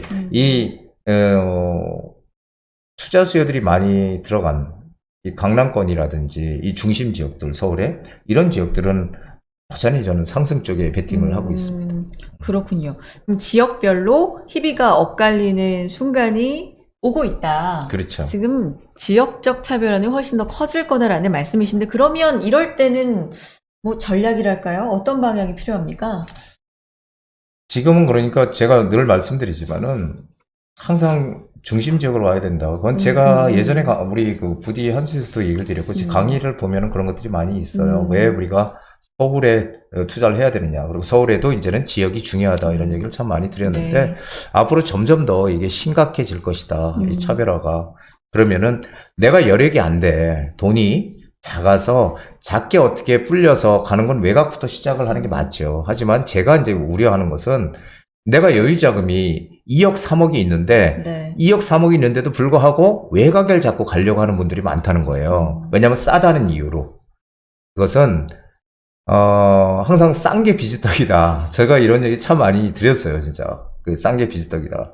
싼 지역은 싼 이유가 있는 거거든요, 그게. 그리고 비싼 지역은 반드시 비싼 이유가 있는 것이고, 그래서 항상 앞으로는 중심 지역을 중심으로 해서 가격이 많이 오를 거고, 외곽 지역은 떨어지든지, 뭐, 그 상태를 유지하든지, 보합세로 간다든지, 이렇게 가는 거지, 다 같이 이제 오르는 그런 시장은 아닐 것이다라는 게 제 판단이에요. 그래서 선택을 잘해야 된다라는 거죠. 그래서 2억, 3억이라고 말씀해 주신 거 보니까 어쨌든 중심 지역에 아파트를 살 수는 없을 것이고. 그렇죠. 그럼 개발 가능성이 있는 지역을 말씀하시는 거예요? 그렇죠. 그런 지역에 빌라를 사야 되는 거죠, 지금.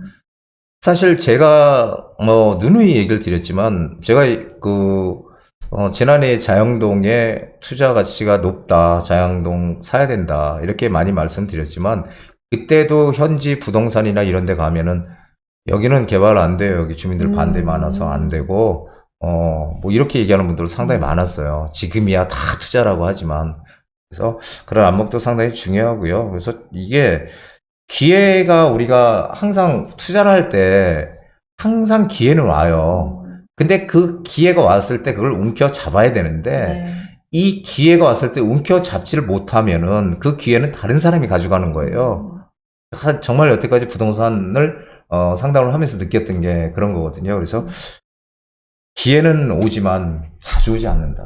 기회는 반드시 오지만 그래서 우리는 그 온 기회를 갖다 잘 잡아야 된다라고 좀 말씀드리고 싶습니다. 구체적으로 이제 개발들 중에서도 주시해야 될 개발이라면 뭐가 있을까요? 어떻게 해요? 기회 잡아야 되잖아요. 네. 그죠? 개발들 중에서 구체적으로 이런 것들을 좀 주목해보자. 계속 말씀해 주시는 뭐 모아? 그렇죠. 네. 제가 얘기한 거는 무화주택이든 일반 재개발이든 아니면은 뭐 신속통합계획 재개발이든 그것은 결국은 같은 맥락이거든요. 네. 낡은 동네를 부숴서 새 아파트를 짓는 거거든요. 그러면은 어디든 상관없어요. 네. 그렇게 바뀔 수 있는 지역을 우리가 들어가야 된다는 거죠. 그런 지역들을. 그런데 그런 지역 중에서도 입지 가치가 부동산의 가치니 좀 더 좋은 지역 쪽으로 우린 들어가자. 그게 안 되면은 외곽으로 가더라도 네. 일단 되는 사람들은 글로 들어가자. 이런 얘기를 드리는 거죠. 자, 지역적으로도 옥석이 이제 정말 철저하게 가려지는 시기고 개발 호재도 정말 그렇게 꼼꼼하게 보셔야 될 것 같고요. 자, 그럼 지역별로 희비가 엇갈리는 순간이 오고 있고 이제 지역별 격차는 더 커질 것이다 라는 말씀이신데 그러면 이럴 때 어떤 전략이 필요해요? 어떤 방향으로 가야 돼요? 일단 공급과 수요를 봐야 돼요. 수요 공급이 부동산의 가장 기본 원칙이거든요. 그래서 예전에 우리 2018년도, 19년, 17년 다 그랬어요. 네. 전문가라는 사람들이 뭐라고 얘기했냐면요. 지역적인 공급이 너무 많다. 전국 공급이. 그렇기 때문에 떨어질 것이다. 물량이 너무 많아서. 네. 근데 제가 그때 무슨 얘기를 드렸냐면 지역, 이 전체, 이 전국의 공급 물량이 중요한 게 아니고 지역적인 공급 물량이 중요하다. 그래서 전국 평균이 아닌 지역의 공급 물량이 많냐 적으냐를 봐야 된다. 이게 일단 첫 번째 같고요. 네. 그리고 두 번째는 사는 곳과 투자할 곳을 반드시 구분해라. 물론 살면서 이익을 내면 좋겠지만 그것은 제약이 있어요. 그래서 사는 곳은 내가 편안한 곳으로 가서 살면 돼요. 네. 나는 물과 산이 좋아. 그럼 그런 데 가서 살면 되죠. 하지만 투자는 거기로 가면 안 되잖아요. 투자는 오를 수 있는 지역으로 가야 된다라는 네. 거. 그리고 아파트는 지금 완전히 거래 절벽 현상을 보이는 건 사실이거든요. 거래가 안 된다 그러더라고요. 계속이요. 그러면은 거래가 안 되지만 빌라 수요는 오히려 늘었어요. 그게 바로 지금 정부 서울시 정책. 사람들은 그게 어떤 의미인지 이런 것들은 잘 모르더라도 지금 뭔가 방향이 그런 것 같아 라고 그쪽으로 가는 거죠. 그래서 이 빌라 수요, 개발 가능한 지역에 빌라만 투자해라. 개발 가능한 지역에 빌라라 그랬지 개발이 안 되는 지역에 빌라를 사면 안 된다는 겁니다. 예, 그리고 재개발 시장은 향후 4년은 무조건 갑니다. 신속통합기이든 무화주택이든 뭐 다 4년은 무조건 갑니다. 그러니까 이렇게 된 지역이 아니고 네. 지정이 된 지역에 가려고 하지 마시고요. 앞으로 될 지역을 어떻게 선점해 들어가느냐. 이것이 중요하다라는 거고요. 그리고 역세권의 가치는 어마무시하게 커진다. 역세권. 이게 지금 지난번에도 우리 한번 했잖아요. 용도 지역제를 폐지하고 네. 이제는 복합 개발하겠다. 옛날엔 주거, 상업, 공업, 녹지 지역 뭐 네. 이렇게 나눠서 주거 용도, 뭐 상업 용도 이렇게 들어가야 되는데 이제는 복합 개발하게 되는 역세권. 그럼 역세권을 중심으로 해서 복합 개발이 된다는 얘기거든요. 그렇기 때문에 역세권이 제가 정말 그렇게 주장해왔지만 이제는 더더욱 중요하다. 예. 이렇게 말씀을 드리고 싶고요. 그리고 호재가 있는 지역은 반드시 오른다는 거 기억하세요. 네. 아예 그거 누가 몰라 이렇게 얘기할지 모르지만 실제로 모르는 분들이 너무 많아요. 왜 그러냐면은 호재라는 거는 간접 호재와 직접 호재가 있어요. 직접 호재라는 거는 우리가 뭐예요? 재개발을 해서 우리 낡은 동네가 재개발이 돼서 아파트가 들어와. 내 집이, 내 집이 실제로 바뀌는 거잖아요. 네. 직접적으로 바뀌는 거잖아요. 재건축도 마찬가지죠. 내 아파트가 낡은 아파트가 부서져서 새 아파트로 바뀌어. 직접적인 호재가 있으면 오를까요, 안 오를까요? 오르죠. 오르죠, 당연히. 그런데 이거는 오른다고 생각을 하는데 간접적인 호재에 대해서 생각을 안 해요. 간접적인 호재가 뭐냐? 우리 보통 뭐 지하철이 우리 동네는 없어. 나는 지하철 타고 가려면 마을버스 타고 가야 돼. 지하철까지. 근데 바로 5분 집 이내 앞에. 거리에 네. 지하철이 딱 생긴대요. 엄청 호재죠. 그렇죠. 내가 사는 집은 만 바뀌더라도 지하철이 갑자기 들어오면서 그게 엄청난 호재가 되는 거죠. 네. 그게 간접적인 호재. 그리고 또 뭐 있을까요? 일자리가 하나도 없는 동네인데 바로 옆에 큰 일자리가 생겨. 우리 집 옆에. 호재죠. 어마어마한 호재잖아요. 네. 그거. 그래서 간접적인 호재와 직접적인 호재가 같이 있으면은 대박이죠. 그렇죠. 예, 근데 하나만 있어도 오른다는 거예요. 없는 게 문제지. 그래서 이 호재가 있는 것, 직접적인 호재든 간접적인 호재든 호재가 있는 것은 무조건 오른다. 제가 지금 말씀드린 것만 잘 생각해 봐도 네. 절대 투자에서 실수하는 그런 일은 없을 거예요. 마지막 질문에 거의 뭐 엑기스, 에센스는 다 나온 것 같습니다. 그렇죠. 요것만 진짜 기억해 두셔도 큰 도움 되실 것 같고요. 자, 그러면 내게 가장 보탬이 될 호재는 무엇이고 나는 지금 상황에서 어떤 선택을 하는 게 좋을지 구체적으로 궁금하다? 주저하지 마시고 저희 채널과 함께 해주시고요. 여러 가지 루트 뭐 전화도 있고 문자도 있고 이메일도 저희 열어놓고 있으니까요. 문의해 주시기 바랍니다. 부디의 한수였습니다. 네, 한정훈의 부동산 DJ 오늘 준비한 소식은 또 여기까지입니다. 다음 시간에 찾아뵐 거고요. 오늘도 전반적으로 말씀드린 내용 가만히 살펴보시면 그만큼 개발 호재가 점점 더 중요해지고 있구나. 아마 구독자님들이라면 많이 느끼셨을 것 같은데 자, 그래서 그와 관련된 자세한 얘기를 좀 더 할 수 있는 시간을 준비해 놓고 있습니다. 무료 투자 세미나 준비하고 있거든요. 안내를 좀 해드릴게요. 7월 7일, 7월 14일 오후 2시로 예정하고 있고요. 여기 위치가 우리 부디가 정말 역세권을 엄청나게 강조한다는 거 여러분 아시죠? 그래서 여기 위치도 정말 역세권에 위치하고 있습니다. 강남구청역에서 도보로 뭐 한 2분 걸리나요? 1, 2분 정도 거리예요. 쉽게 찾으실 수 있고요. 많이 신청해 주시기 바랍니다. 자, 그리고 나는 이 시간이 안 된다. 걱정하지 마시고 또 개별적인 상담도 개별 시간도 잡으셔서 상담 받아보실 수 있으니까 많이 신청해 주시고요. 세미나 선이죠? 예. 많은 분들이 지난 주에도 오셔서 네. 장소가 조금 협소했거든요. 그래서 만약에 저희 부디가 무럭무럭 네. 자라서 채널이 커지면은 강당에서 한번 와우. 하는 그런 운동장만. 희망을 가지고 있습니다. 예.